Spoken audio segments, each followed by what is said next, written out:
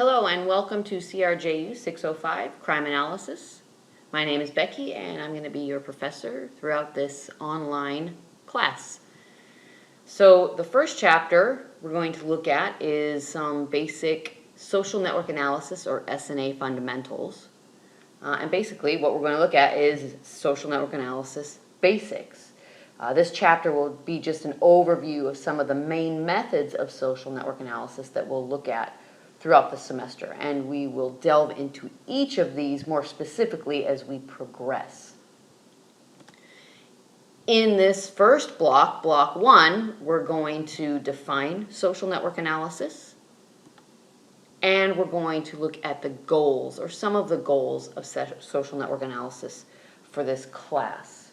To help you understand social networks a little bit better, don't forget to watch the video for this first chapter called The Hidden Influence of Social Networks. All right, so what defines social network analysis? And from now on, when you see SNA, SNA is the acronym for social network analysis. So what defines SNA? Well, there's 4 different things we're going to look at here. The first thing is that social network analysis can be any phenomena studied. And basically what this means is that we will study, using social network analysis, we will study relationships between actors or individual people, organizations such as businesses, and events such as terrorist attacks. Social network analysis can also be a perspective taken. And the perspective for social network analysis is that social actors, or individuals, groups, organizations, events, are interdependent on one another. This means that each individual and actor in a network may influence those other people to which they have a tie. In general quantitative analysis using statistical methods, all people in a study or all animals or organizations or whatever it is that you're studying, all of those entities are assumed to be independent of each other, meaning that they have no effect on any of the other people in the study. Social network analysis is opposite, in where we actually look at how other people or organizations or events in a network affect other people, organizations, or events and affect their behavior. Social network analysis can also have theoretical questions.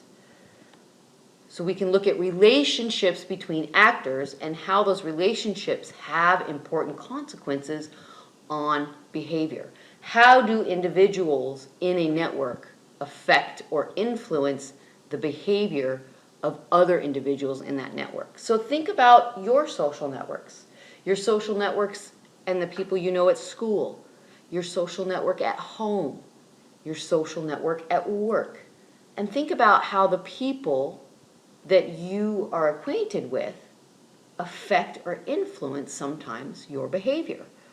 That's what social network analysis is going to help us look at and understand. And the last thing are methods. And so what we're going to do is use social network analysis as a concept and tools that can capture this interdependence between people, organizations, events. And so throughout the semester, we will look at these different concepts and tools on how to understand and interpret a social network.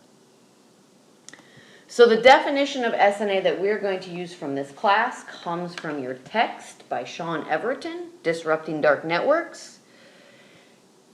And the definition of SNA in this text is a collection of theories and methods that assume that the behavior of actors, individuals, groups, organizations in a network, is affected by their ties to others and the networks in which they are embedded. And this will become more apparent to you, especially once you watch the couple of videos that we're going to watch for the semester, and once you start reading the text and working on labs. This will become more apparent how behaviors in a network can affect other people in that network. All right, so the goals of social network analysis for this course, using this textbook, we are going to develop metrics that help analysts better understand the underlying structure and features of a particular network. So an example would be analyzing an extremist network to uncover patterns in the radicalization process to committing terrorist acts. We can also use it as to display visualizations to understand the structure of a drug importation network. Where are the weak points in that network that we might be able to disrupt and then collapse the network? This is one of the goals of SNA, and we will use these metrics as we continue through the semester. You will learn what they are and you will learn how to use them.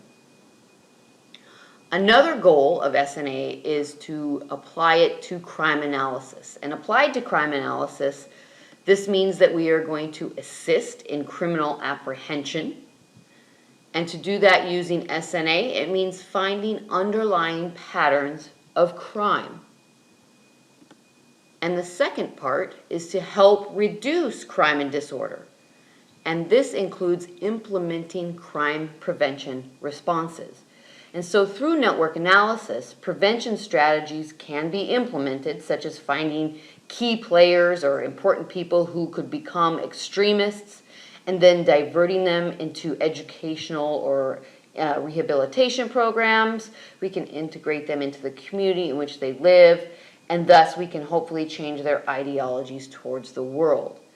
This is a prevention strategy, and you will learn several different prevention strategies in Chapter 2. Okay, goals of social network analysis continued. We are going to identify and analyze crime disorder problems, and we'll do this using many forms of analysis techniques.